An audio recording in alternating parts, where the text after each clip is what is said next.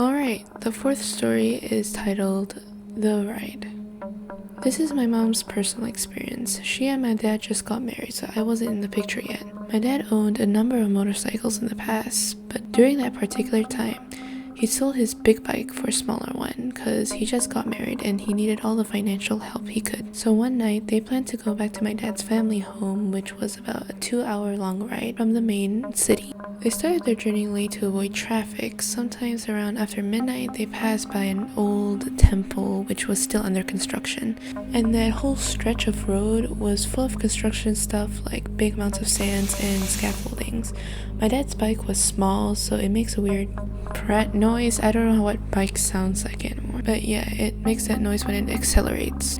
But it wouldn't go that fast even. So they passed by the temple and my mom saw a group of construction workers looking down into a hole on the ground. They were all surrounding the hole and all of them were just looking down into it. The area near the hole was well lit, so she could see everything. However, what was weird about that was none of them seemed to be moving.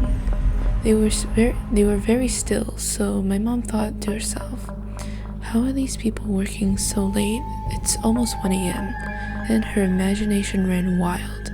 She thought to herself, after passing the area, if she would turn and look at them again, would she be still able to see them? Or will the place be dark, which meant they might be ghosts? After counting to 3, she quickly turned to see, and indeed, those poor workers are still working for real and not just some phantom.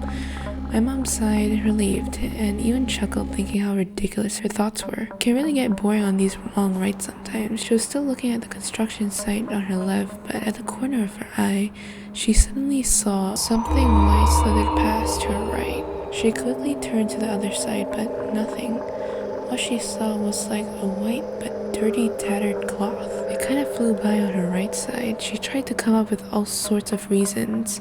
Maybe it's a canvas from the construction site, but she didn't see any earlier. Maybe it's a banner from the roadside, but she was at the outermost lane, so it'd be impossible for a looser banner to accidentally flew near her, but not see it afterwards. She immediately felt the hairs on the back of her neck stood on its end. What if whatever that thing that passed her was still there beside her, but she couldn't see it? She started to get images of ghosts hovering beside her or behind her. She panicked and shouted over the bike noise, telling my dad to ride faster. She was crying and hugging him so tight. My dad knew something was wrong, but it would still be very dangerous if he didn't concentrate on the road, so he remained calm and twisted his throttle to the max. But the small bike could only go so fast. When they finally reached my grandmother's house, my mom was already weeping. My grandma immediately knew something wasn't right. She just sensed it. That night, they all slept together in the living room. My grandma said that my mom had a nightmare and it woke her. Thought that it was around 3:30 in the morning. So she got up to go to the toilet. When she got back, she was shocked to find my mom sitting upright and talking as if to someone. She approached her slowly and realized that my mom was talking in her sleep. Suddenly, my mom laughed eerily and pointed out the window. Grandma went to the window and peeked out. There, near my dad's bike, stood a shrouded ghost.